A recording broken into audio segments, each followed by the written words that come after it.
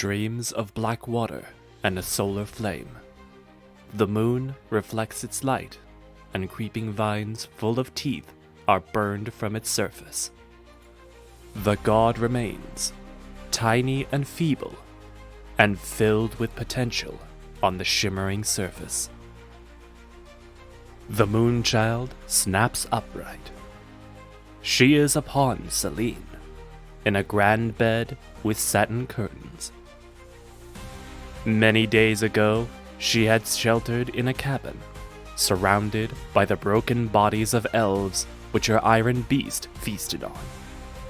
It truly feasted, devouring body and essence. It shouldn't be able to do that. The god had brought her cocoa. Good cocoa. Like her parents had made in Hangar 13 before he adopted her. The Oni had passed through. Or perhaps it was Charles. She couldn't tell anymore.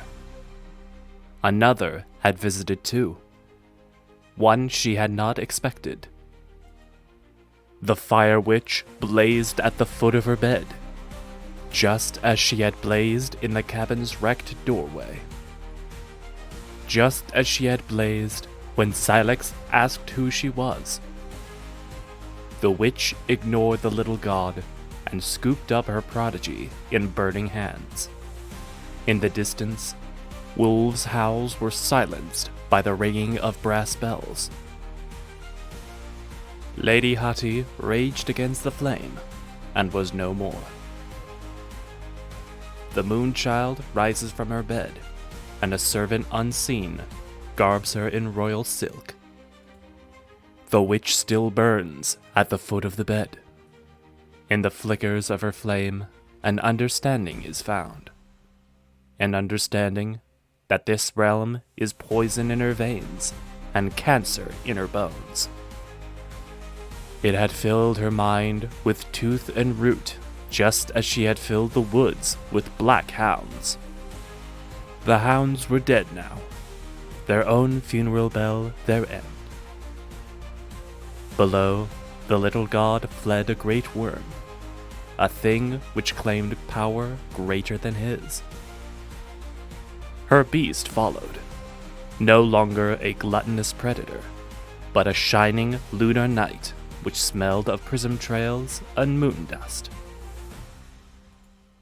The little god and his steel paladin fled into the jaws of a wolven pack, one of the few in this realm who could claim to remain pure. She too was pure now. The Moonchild walked empty halls and galleries. Behind her, the witch still burns. The roar of the flames asks what she shall do now.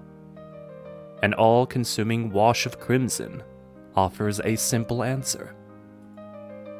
She shall deal death one final time between the pines, and honor her pledge to the little god.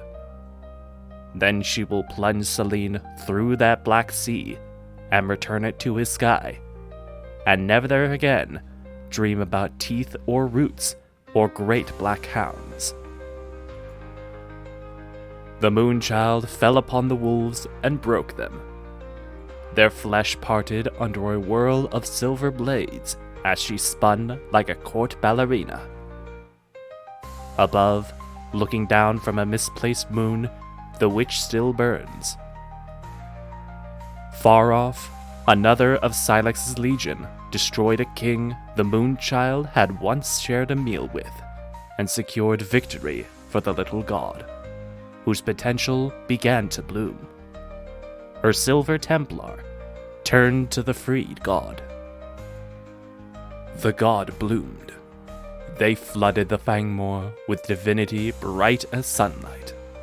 Its twisting strands reached between the pines and gave them true matter, making a true realm of the rift stuff.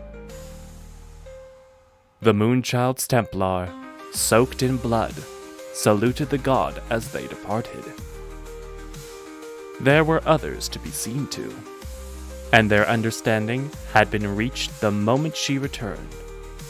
Bloodshed was the way of the court, and she would deal it freely, but her service to Silex was a favor, and they owed her. She would wander the trees for a time, and purged any who remained on the new realm before taking her Celine and returning home. It seemed only right to leave a simulacrum. But that could be seen to later, as could her guest. Stepping into her Templar, the wandering moon tore off into the woods. Perhaps she would reclaim her axe.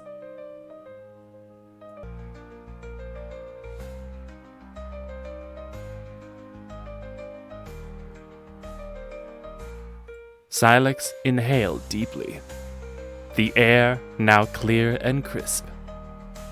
The inhale brought the liberated god's view skyward, where it paused a moment to marvel at the moonlight. This was new, the moon, a gift from a friend. So much had changed within the Fangwood. Perhaps I'll keep it this way, thought Silex, taking a timid step into the clearing. A mote of pure nothingness passed by, unmaking a small trail as it drifted through the air. Buddy sat on a rock at the center of the clearing, and Silex took up a seat next to him. The elf had been twisted by the void, nearly beyond recognition. Once, Buddy was Oblivion's avatar, as indescribable as he was terrible.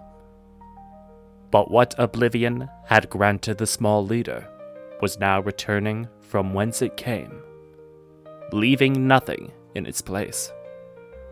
He was dematerializing, atom by atom. But he did not despair. I tried my best, whispered the small elf. And your best was incredible, affirmed Silex. Without you, without the void, those who beheld Fangmoor may have believed the Willow's lies. Will anyone know? Asked Buddy, exerting incredible effort to turn his head and meet Silex's eyes. Silex reached up and plucked a mote of nothing from the air, and with the power only a god upon the throne of its domain could wield, twisted the mote into a snowflake. As Silex released the white fleck into the air, a cold breeze whistled by and took the strange new thing high into the sky. A moment later, it began to snow. I will tell them, replied Silex, turning to Buddy. I will tell all those who find their way here. Silex rose from the rock and gestured around. They'll see the snow, and the moon, and the castles, and the bogs, said Silex. And they'll know the struggles of all who passed here before them, the good and the bad. They'll know the cost of the rifts, and they'll know the beauty of the cost. Good, whispered Buddy, as he smiled and faded away. Silex watched with sad eyes as the elf became nothing. Rest, fine warrior. Rest. In their mind, Silex knew that their promises made to Buddy were no small favors.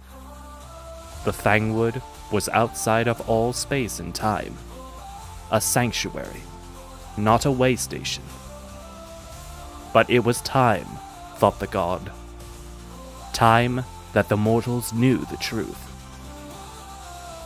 They must be inoculated from the lies of Zhaji, so that this could never happen again.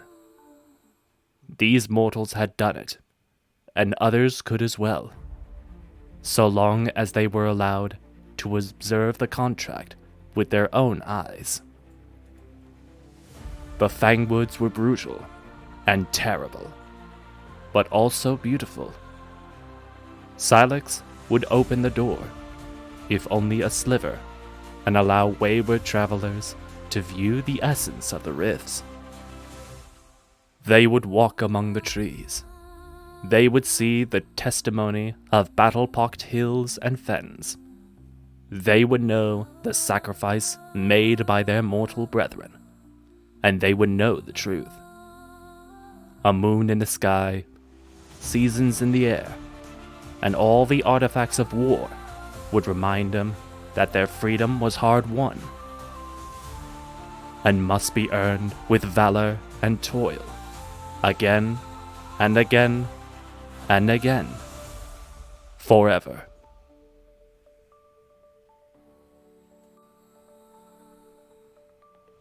And that concludes The Call of the Fangmoor. And boy, what a ride it has been. Such a complex, albeit confusing, web of interconnecting stories and points of view. But now it is over, and the fate of the Fangmoor has been sealed. But while this story may now be over, the tales of the multiverse will never truly end. And as one conflict draws to a close, another is about to begin.